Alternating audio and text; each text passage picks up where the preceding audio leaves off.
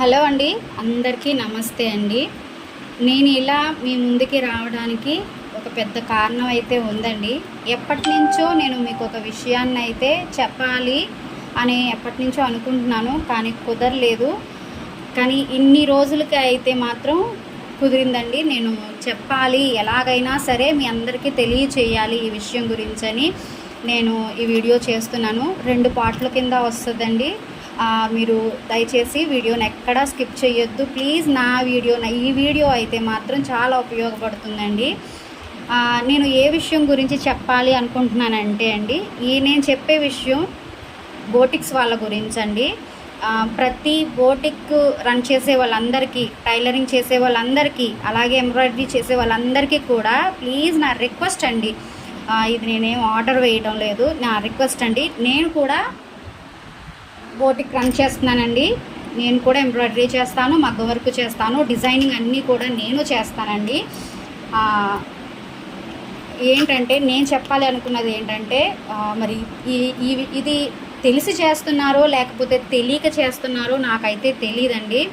నేను ఖచ్చితంగా తెలియకుండానే చేస్తున్నారు అని నేను అనుకుంటున్నాను. ఈ వీడియో చూసిన తర్వాత అయినా సరే మీరు మనసు మార్చుకుంటారేమో, ఇలాంటి పిచ్చి పనులు చేయటం మానేస్తారేమో అని నేను అనుకుంటున్నాను. ఏంటంటే అండి, ప్లీజ్ బోటిక్ ఓనర్స్ అందరికీ కూడా నా రిక్వెస్ట్ అండి. మనం పూజించే భగవంతుడు, మనల్ని పుట్టించిన భగవంతుడు, మనం తినడానికి మనకు ఆధారం చూపించిన సర్వేశ్వరుడు, మన ప్రాణం మన శరీరంలో ఉండాలి అంటే మనం ఎన్నో యజ్ఞాలు, యాగాలు, ఎన్నో హోమాలు, పూజలు, వ్రతాలు ఎన్నో చేస్తున్నామండి.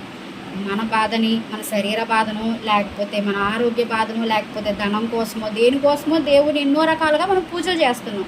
నేను ప్రతి ఇన్స్టాగ్రామ్లో చూస్తాను, ఎన్నో రకాలుగా ఎంతోమంది ఆడవాళ్ళు చాలా బాగా పూజలు చేస్తున్నారు.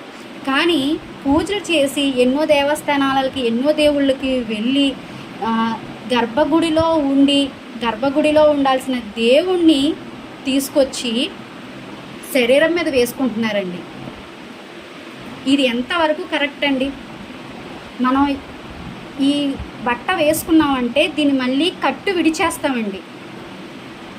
ఈ బట్టని ఇదే కాదండి, మన ఒంటి మీద ఏది ఉండదు. మనం ఇప్పుడు ఉన్నంత వరకు కూడా మనం కాపాడేది ఈ వస్త్రం ఒక్కటే అండి. ఈ వస్త్రాన్ని మన శరీరాన్ని కప్పుకోవడానికి మాత్రమే ఈ వస్త్రాన్ని వేసుకుంటున్నాం. ఇది నిత్యం మన ఒంటి మీద ఉండదు. ఇది మళ్ళీ మార్చేస్తాం, ఇంకో వస్త్రాన్ని వేసుకుంటాం. అప్పుడు ఏమవుద్దండి, అది మాసింది అవుతుంది.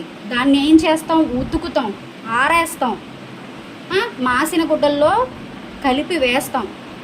అర్థమవుతుందండి?